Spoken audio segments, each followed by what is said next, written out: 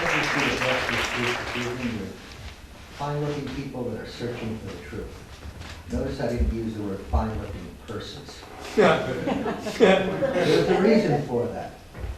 And since we're talking about corporate personhood, the gentleman who just spoke on the video got it very, very close. Get a little closer to the microphone, maybe, please.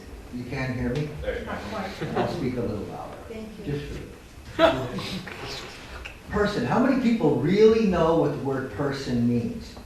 What I did is I broke down a law dictionary off the shelf, which I have about 18 of them, and I looked up the one that's only used by the Supreme Court. It's called the Bouvier's Law Dictionary of 1839. Person. Here's the definition of the word person. Person.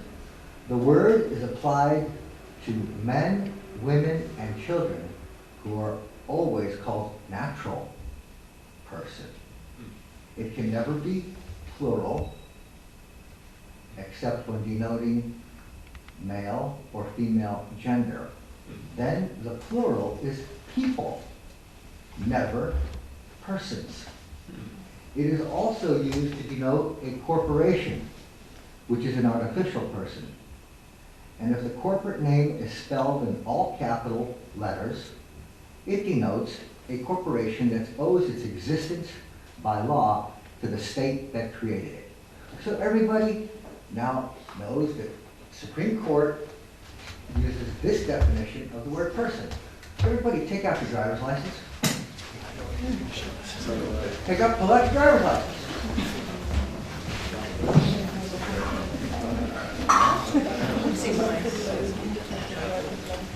Or a passport. Driver's license or passport, it doesn't matter.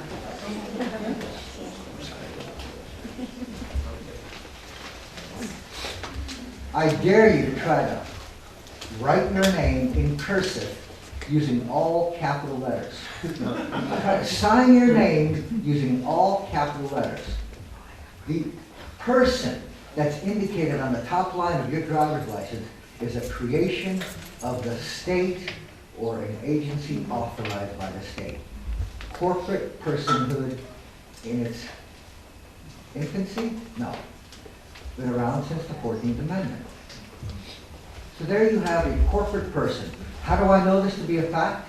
How many people here in this room viewed the hearings that were conducted for O.J. Simpson when he went to trial before Judge Ito? Anybody watch those proceedings? On the third day, Judge Ito said, "Is Mr. O.J. Simpson in the courtroom?" Johnny Cochran jumped up from his seat and said, "What is the nature of the person or individual for whom you seek?" He knew Mr. O.J. Simpson was not in the courtroom.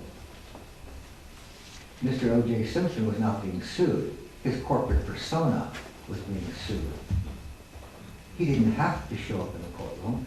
That's why Mr. Cochran said, "What is the nature of the person or individual for whom you seek?" And Judge Ito never asked the question again for the rest of the trial.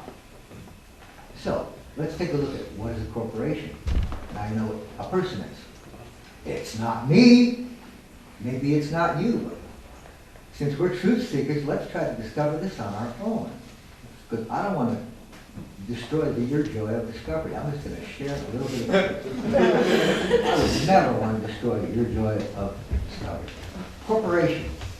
An aggregate corporation is an intellectual body created by law, composed of individuals and people united under a common name. Notice in the 1839 dictionary, it doesn't say composed of persons. They're not allowed to do that. Composed of people make up a corporation.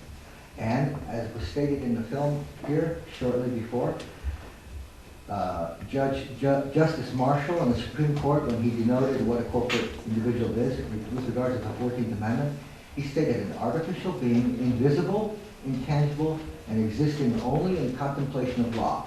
Being a mere creation of law or creature of law, it possesses only those properties which the charter of the creation entitles